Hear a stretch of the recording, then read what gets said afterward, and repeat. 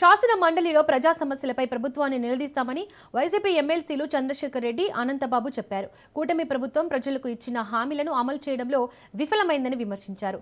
జగన్మోహన్ రెడ్డికి ప్రతిపక్ష నేత హోదా ఇవ్వాలని ప్రభుత్వాన్ని డిమాండ్ చేశారు. తిరుమల లడ్డు కల్తీ, మెడికల్ కళాశాల ప్రైవేటీకరణ సహా అన్ని అంశాలను సభలో చర్చకు పట్టుపడతామన్నంటున్న ఎమ్మెల్సీలతో మా ప్రతినిధి Ramesh face to face. YSR Congress party ఎలాంటి అంశాలను శాసనసభలో కానీ లేదంటే శాసన మండలిలో వినిపించబోతుందనే అంశాలు మనతో మాట్లాడడానికి ఎమ్మెల్సీ చంద్రశేఖర్ రెడ్డి గారు ఉన్నారు. సార్, ఈ రోజు నుంచి అసెంబ్లీ సమావేశాలు ప్రారంభం కాబోతున్నాయి. బడ్జెట్కి సంబంధించి ఏ అంశాలు సభలో చర్చించాలనుకుంటుంది వైఎస్ఆర్ కాంగ్రెస్ పార్టీ? తప్పకుండా కూడా ఇప్పుడు వారు చెప్పినటువంటి నవరత్నాల్లో భాగంగా అనేకమైనటువంటి ఇష్యూస్, సంవత్సరానికి 20 లక్షల జాబ్స్ ఇస్తామని, అదేవిధంగా నిరుద్యోగ భృతి ఇస్తామని, అలానే మహిళలకు సంబంధించి ఆడబిడ్డ నిధి ఇస్తామని, ఇలాంటి అనేకమైనటువంటి అంశాల్లో వాళ్ళు ఇచ్చినటువంటి హామీ ఈరోజు ప్రజల దాకా కూడా చేరినటువంటి పరిస్థితులు. మరి వాటన్నిటిని కూడా ప్రశ్నించడానికి ఈ ప్లాట్ఫామ్సే కాదు, అన్ని ప్లాట్ఫామ్స్లో కూడా కేవలం 11 సీట్లు వచ్చినా కూడా జగన్మోహన్ రెడ్డి గారు 3వ రోజు నుంచే ప్రజల వద్దకు రావడం కానీ, అధికార పార్టీని నిలదీయడంలో కానీ మొదటి నుంచి కూడా యాక్టివ్గా ఉన్నారు. అదేవిధంగా అసెంబ్లీలో కూడా మేము కోరుకున్నది ఒకటే, మమ్మల్ని ప్రతిపక్షంగా గుర్తించండి, మాకు హోదా కూడా ఏమక్కర్లా, ప్రతిపక్షంగా గుర్తించి మాట్లాడే అవకాశం ఇవ్వండి అంటున్నాం. వారు ఇవ్వనంటున్నారు. అదే కౌన్సిల్కి వచ్చేటప్పటికి మాకు కొంత బలం ఉంది కాబట్టి, ప్రతిపక్ష హోదా మాకు ఉంది కాబట్టి మేము ఒక వాయిస్ ఇవ్వగలుగుతా ఉన్నాం. ఈరోజు కౌన్సిల్ ద్వారా ప్రజలకి వాస్తవాలు తెలియజేయగలుగుతున్నాం, అన్ని విషయాలు కూడా పోరాడగలుగుతా ఉన్నాం. అదేవిధంగా అసెంబ్లీలో కూడా మాకు అవకాశం ఇవ్వండి అంటే మీకు అవకాశం ఇచ్చేది లేదు. 175 మంది ఎమ్మెల్యేలాగా మీకు కూడా అవకాశం వస్తే 1 నిమిషం పాటు మీకు అవకాశం ఇస్తామని చెప్తా ఉన్నారు. అలాంటి పరిస్థితుల్లో మాట్లాడే అవకాశం కూడా ఉండదు కాబట్టి ఆల్టర్నేటివ్ ప్లాట్ఫామ్స్లో మా ఎమ్మెల్యేలు అందరూ కూడా ఇక్కడ ఉన్నటువంటి సమస్యలన్నింటినీ ప్రజల దగ్గరికి తీసుకుపోవడం ఇప్పటికే సక్సెస్ అయినా, రాబోయే రోజుల్లో కూడా ఇదే పందాన్ని కొనసాగించడం కూడా జరుగుతుంది. ఒకవేళ కనుక వీళ్ళు ఇస్తే అసెంబ్లీలో తప్పకుండా కూడా వారు తల దించుకునేలాగా తప్పకుండా కూడా అసెంబ్లీలో కూడా మాట్లాడడం కానీ ప్రశ్నించడం కానీ జరుగుతుంది. జగన్మోహన్ రెడ్డి గారు అసెంబ్లీకి రాకపోవడాన్ని పదే విమర్శిస్తూ ఉన్నారు. స్పీకర్ కావచ్చు, అధికార పార్టీకి సంబంధించిన నేతలు అసెంబ్లీకి రావాలి, అసెంబ్లీకి వచ్చి ప్రజా సమస్యలు వినిపించాలని డిమాండ్ చేస్తున్నారు. మీరు ఎందుకు అవకాశాన్ని వినియోగించుకోవట్లేదు? ఇప్పుడు మాకు ప్రజల పక్షాన పోరాడే ఆలోచన లేదంటే మేము కౌన్సిల్కి కూడా పోకూడదు, కానీ మేము కౌన్సిల్లో మాట్లాడుతూ ఉన్నాం, కౌన్సిల్లో గట్టిగా ఫైట్ చేస్తూ ఉన్నాం. వారు సమాధానం చెప్పలేనటువంటి పరిస్థితి ఆ రోజు కౌన్సిల్లో ఉంది. ఈరోజు అసెంబ్లీకి వచ్చేటప్పటికి మేము మీకు అవకాశం ఇవ్వమని వాళ్ళు చెప్తా ఉన్నారు. 175 మంది ఎమ్మెల్యేలలో మిమ్మల్ని ఒకరిగానే చూస్తామే తప్ప మేము మిమ్మల్ని ప్రతిపక్ష నాయకుడిని కూడా అనుకోమంటున్నారు. అటువంటిప్పుడు ప్రతిపక్షమే లేకపోతే జనసేన ప్రతిపక్షమా? జనసేన ఈరోజు అధికార పక్షం గురించి మాట్లాడుతూ ఉందా? బీజేపీ ప్రతిపక్షమా? బీజేపీ అధికార పక్షం గురించి మాట్లాడుతూ ఉందా? మరి ఎవరిని మీరు ప్రతిపక్షంగా గుర్తించకపోతే మీరు ఏ విధంగా ప్రజలకు ఉన్నటువంటి సమస్యలు మీరు తెలుసుకునే దానికి అవకాశం ఉంటుంది. అదే అడుగుతా ఉన్నాం. వైఎస్ఆర్సీపీ ప్రతిపక్ష పాత్ర పోషిస్తూ ఉంది, ఈరోజు ప్రజల పక్షాన్ని పోరాడుతూ ఉంది. తప్పకుండా కూడా మీరు అసెంబ్లీలో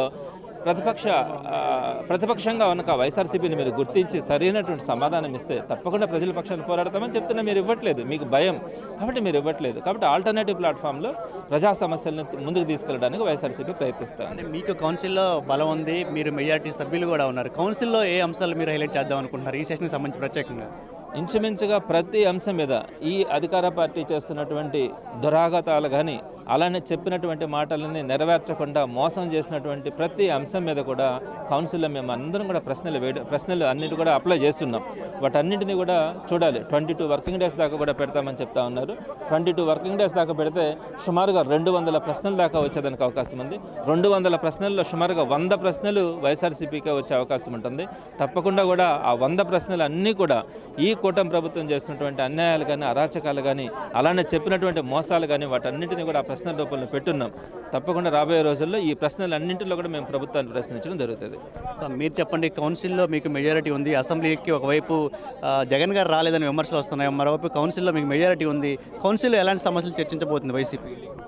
ఈరోజు రాష్ట్రంలో చూస్తూ ఉన్నాం, ఇచ్చిన హామీలు ఏ ఒక్కటి కూడా అమలు చేయలేని పరిస్థితి, లా అండ్ ఆర్డర్ పూర్తిగా అదుపు చెప్పిన పరిస్థితి. అలాగే ఏదైతే వీళ్ళు డైవర్షన్ పాలిటిక్స్ మొదలెట్టారు, ఏదో రకంగా దాన్ని ప్రజల నుంచి డైవర్ట్ చేయాలనే ఉద్దేశంతో రకరకాల అబద్ధాలు సత్యాలుగా చూపించి, ఎల్లో మీడియా ద్వారా చూపించి ఆ రకంగా లబ్ధి పొందాలని ఈ ప్రభుత్వము, ఈ ముఖ్యమంత్రి చంద్రబాబు నాయుడు గారు ఆ దిశగా అడుగులు వేస్తూ ఉన్నారు. ఉదాహరణకి మధ్యకాలంలో జరిగిన తిరుపతి లడ్డు ఇష్యూ కానీ, అలాగే మెడికల్ కాలేజ్ ఇష్యూ కానీ, ఇలాగ ఉన్నది లేనట్టు లేనిది ఉన్నట్టు చూపించి వేళ ప్రజలను మభ్య పెట్టాలనే పరిస్థితిలో ఈ ప్రభుత్వం ముందుకు పోతూ ఉంది. గతంలో ఇచ్చిన హామీలు ఏ ఒక్కటి కూడా అమలు చేయకుండా ఈ రాష్ట్ర ప్రజలను మోసం చేశారు. ఈ రాష్ట్ర ప్రజలందరూ కూడా వాటి మీద కూడా ఎక్కడికక్కడ వ్యతిరేకత చూపించే పరిస్థితులు ఉన్నాయని వాళ్ళు కనిపెట్టి ఈవేళ డైవర్షన్ పాలిటిక్స్ మొదలెట్టిన పరిస్థితి ఉంది. ఖచ్చితంగా ఈ కౌన్సిల్లో ఏదైతే గతంలో ఇచ్చిన హామీలన్నీ కూడా అమలు చేయాలని దాని మీద గట్టిగా నిలదీస్తాం. ఈ రాష్ట్రంలో జరుగుతున్న దారుణ కాండ వైఎస్ఆర్ కాంగ్రెస్ పార్టీ నాయకుల మీద అందరి మీద కూడా చాలా దారుణంగా దాడులు చేయడం, దాన్ని చూస్తూ ఉండడం, ప్రశ్నించిన వాళ్ళ మీద వాళ్ళు కేసులు పెట్టడం, దీని అన్నిటి మీద కూడా ఖచ్చితంగా ఈ కౌన్సిల్లో మేము దాన్ని నిలదీయడానికి సిద్ధంగా ఉన్నాం. ఇది మొత్తంగా అసెంబ్లీ సమావేశాల్లో ప్రధానంగా ప్రజా సమస్యలపైన ప్రభుత్వాన్ని నిలదీస్తామని వైఎస్ఆర్ కాంగ్రెస్ పార్టీ ఎమ్మెల్సీలు అంటూ ఉన్నారు. అదే సందర్భంలో జగన్మోహన్ రెడ్డికి ప్రతిపక్ష నేత హోదా ఇవ్వాలి, ప్రతిపక్ష నేత హోదా ఇచ్చినటువంటి సందర్భంలో అటు శాసనసభలో కూడా వైఎస్ఆర్ కాంగ్రెస్ పార్టీ ఎమ్మెల్యేలు హాజరవుతారు, ప్రభుత్వాన్ని నిలదీస్తారని కూడా చెప్తున్నటువంటి పరిస్థితి. కెమెరా పర్సన్ మహేష్తో రమేష్, రాజ్ న్యూస్, సచివాలయం నుంచి.